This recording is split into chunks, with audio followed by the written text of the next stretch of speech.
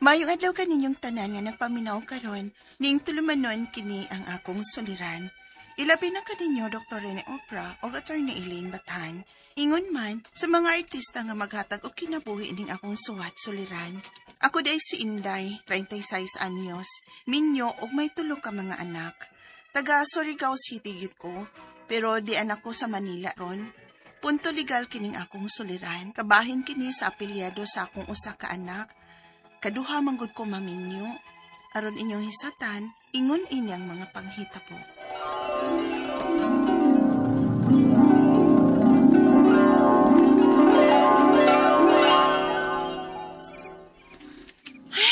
Sanang ulasa, mapakit maulis luloy ay. Siguradong hubog na po ito'y nagpauli ron. Mabog na ang lasag. Daan palagigid ko, hubog na sab. Hay, kaugtas ko biyain niya, oy. Ang silaw sa Day. Bahala ka diha. Di tagit ka ablihang tawhana ka. Day! Abo ba ning bay? Ayaw magit, oh. Bahala ka diha, oy. Mabuntagan ka diha sa kawas, tuntuha ka.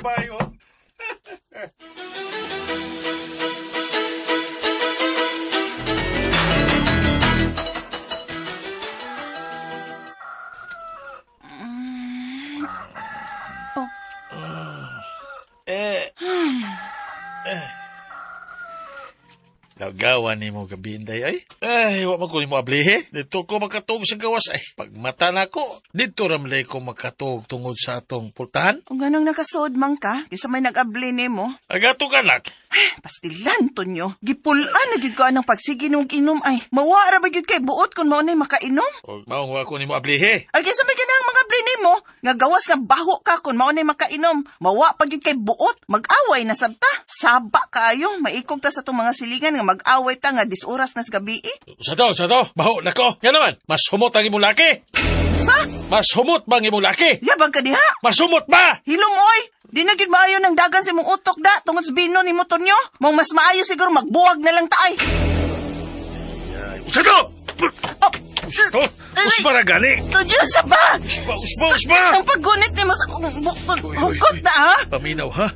Paminaw, buhatan niya. Ha? Di ba magkatilaw ka na ko, Inday?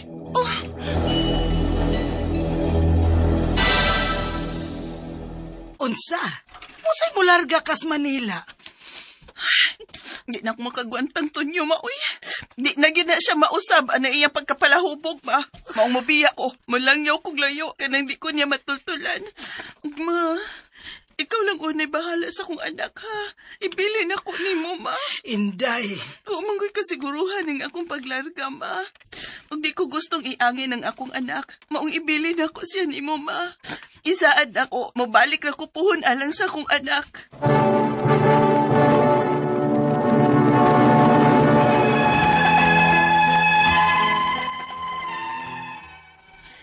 Nagkabuwag gid mi sa una kong kapuyo, nga palahubog kaayo.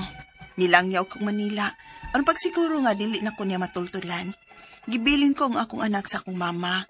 Dito kong Manila, ug dito, nakakita ko og laing nga bana. May duha sab mi ka anak. Apano ako malimot sa usa ko ka anak nga akong gibilin sa akong mama? Unya. Naghituktok ka man din, eh. Gimingaw ko sa akong kamagwangang anak, eh. Nga sa akong mama, Mario. Dowa. Ha? Anak mo usab siya. Ugwa naman jud kahay pagpakabana iyang amahan niya. Ato na siyang kuhaon. Karon mahingpit ang imong kalipay. Kuhaa siya sa inyo aron ikauban na nimo siya dinhi sa ato. Okay, may school na naman ka to. Kabuotan ka ni Mama Mario, uy. Daghan kiting salamat, dong. Ug malayga din ko sa amo.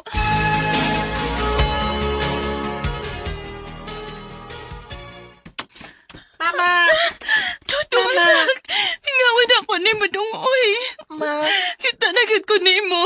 Nili ka sa video ko lang. Nagakusta nagit ka. Mama! Unsa to, Inday? Kuhaon na nini mo si Dudong. O, ma. Kay masugot raman day si Mario nga ikauban ako ang akong anak. Maayo di ay hinuon. Kay ako'y naluoy aning bataa. Nga magsigigangyo nga makig-video call nimo. Kung mingawon siya nimo. Unya usahay. Dili ka available kay mabisi ka man sa imong trabaho. O sa duha nimo ka mga anak kang Mario. Karon dili na, ma. Mausa ko nag-atiman ng akong mga anak, ma.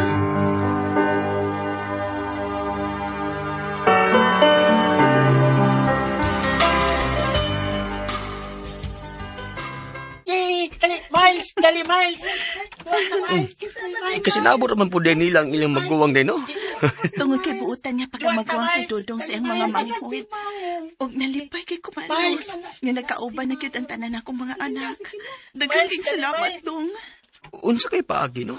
Nga mapausab tang apelyido ni Dudong, ngadto na sa akong apelyido. Oh, ha? Padadon ni mo sa imong bansago ng akong anak sa kanina kong kaipon. Mario?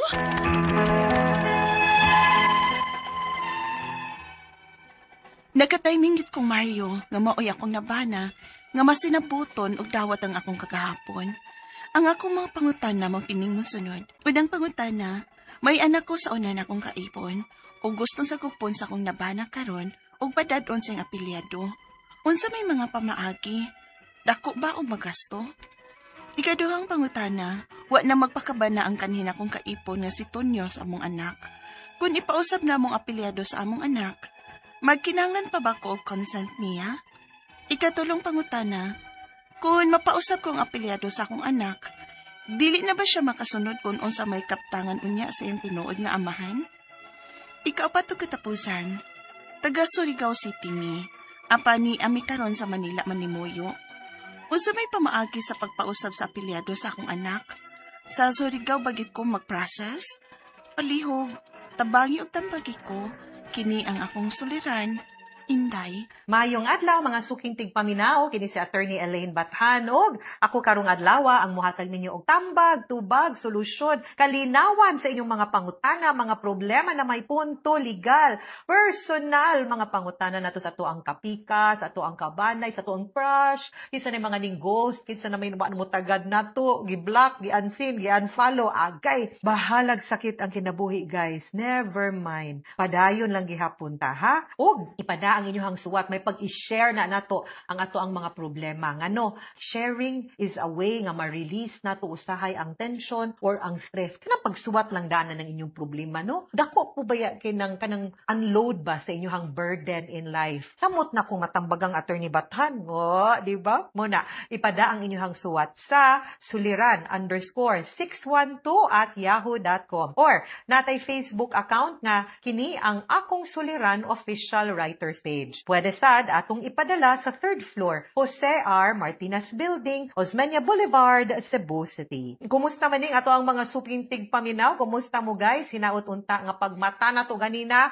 wa gitopaz, wa gisapot, wa nag-alboruto, wa nagmugot. Huy, ay ginmugmugot-mugot, magpasalamat mong nakamatata. Bahalag pagmata na to, gisugat tag problema, gisugat tag sapot, sagdi lang, basta kay ni matata. Kaysa sa katong uban, wa to'y problema, kung saan pagbuhay na kung saan pagka-problema, wa naman ka mata. Hala, kita. At least, masulbad pa ni nato siya. So, be grateful. There is always something to be grateful for. Natay problema, no? Pero mo una-hunaon, nakamata ko, nakaginhawa ko, ni-smile na ko, ako ang anak, akong crush. Mga small things ba? Diba? So, let's be thankful for what we have. Atong paningkamutan ka ng mga butang na gusto nato, nga waan pa nato, atong paningkamutan ka buton, work hard, and the like. No? Wa mong gikumos pag panrabaho, og disente, og limpyo. Si Inday, 36 years old, mo ni letter sender na to tarong adlaw, targa Surigao City. Pero naa siya sa Manila ron.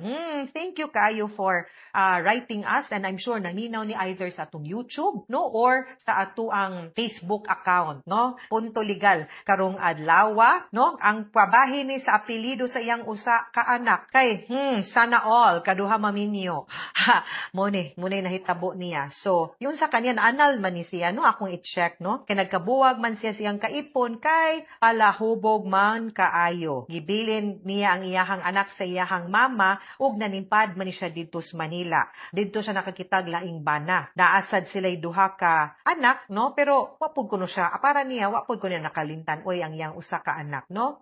Swerte na ni iyang ikaduha kay katus kanis Mario buutan man. Unya ni dawat man nga naa ni siya anak, no, before. So unang pangutana, may anak siya sa iyang unang kaipon. To, wa man sila naminyo, no? Iyang unang kaipon. Wa mong to, muli, nagtanaw tas drama kaganina, wa mong dito nagminyo ipon. Ang gustong sagupon sa iyang bana aron padadun siyang apelido. Unsa may pamaagi dako ba gasto. So una na kung pangutana nimo pod is this. Kung pananglitan kay di ba, kung ang imuhang birth certificate sa imong anak naa man ay name of father, gibutangan ba nimog name of father? Kay kung unknown na siya, pwede ra gyud nga i-adapt na lang na siya nya mas dili lisod i-adapt, no? Kay ang process ani adoption man, no? Adapon ug sagupon sa imuhang kay akong pagsabot nga kung pananglitan musugot siya magda sa apelido, no? Ang imuhang unang anak sa laing laki musugot si Mario ana minibot pasabot iya yung gitratar nga iyaha. So pwede gyud nga mahimong legal niya nga anak nga naay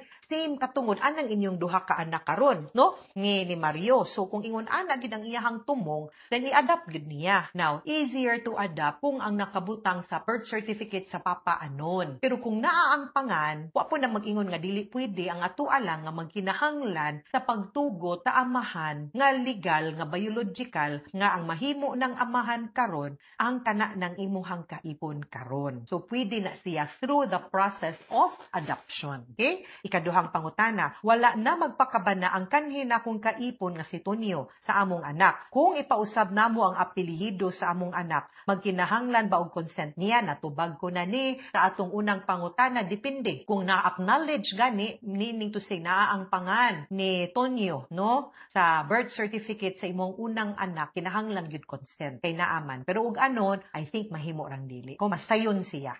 Ikatulong pangutana, kung mapausab ko ang apelyido sa akong anak dili na ba siya makasunod kung unsa may kabtangan unya sa iyahang tinuod nga amahan dili na kay ang adoption manggod mo ni legal effect mo nang naay consent. Ang legal effect of the adoption is this nga mawagtangan nagkatungod ang biological nga papa kay ang giila na sa balaod ang katumang ning adopt nga amahan. So inikila sa balaod ang tanang katungod ngadto na pud sa bag-o nga amahan or ang amahan nga ning adopt. Mawagtangan na gid og katungod ang biological nga amahan meaning si Tonyo no. So mo na huna-hunaa og tarong. Una ang ikaupat niyang pangutana, taga Surigao mi, apa ni ami karon sa Manila na muyo. Unsay pamaagi sa pag-usab sa apelyido sa akong anak sa Sirag Surigao bagid mag-process. Ang pag-usab sa apelyido dili ra na nga moadto kag local civil registrar nga usbo ng apelyido. Dili. Klaro ang akong gisulti ninyo nga ang proseso is called adoption. Adapon gud niya. Di man na pwede nga i-delete lang nato nila inay papa. Ang kani manggong birth certificate nato ang nakabutang anak kung kinsa gyud ang biological nga papa ug mama dinha. Now, kung illegitimate manggod, di manggod need isuwat ang papa. Pero ug nakabutang, maayo pod kay nganuman para matibuok pod in taon no ang identity sa bata. Magkaibaw siya kinsa gyud ang iyahang papa kay duha ba gyud mohimo sa bata, magpapa baya gyud no. Pero ug wa man pod siya gi-acknowledge ay salamat na lang. Wa pod kay right nga mabutang ang imuhangan sa birth certificate. No nganong ibutang ti kadinha nga wa mo kunimo ang kuna, di ba? But kung naa na siya, di gyud pwede nga basta-basta lang kamo adto sa local civil register sa Surigao kung asa na rehistro, kinahanglan ipa-adapt gyud na nimo ang bata. Legal gyud dapat ang proseso nga atong pagabuhaton dihang dapita. Dili pwede nga dili, no? So, adoption gyud. Now, adoption can be dinha sa nearest nga DSWD office ninyo dinha sa Manila. Na sila requirements, di naman gyud na kinahanglan mo adtong korte, no? Ang pag-adapt tanawa lang ha. Now, ako apod tanawa lang pod unsay tumong kay nakapangutan namang kakaganina kung wala na ba siya'y katungod, no? Si ang imong anak ngadto sa Kang Tonyo. Now, ang akong tubag ana is mawa mangyud good. So if para nimo mas makaayo sa bata pananglitan, mas daghan siyag mapanunod or katigayunan, maybe ang importante lang yun is that gitratar og maayo sa imuhang bana, ang imuhang anak as if iyahang anak unya.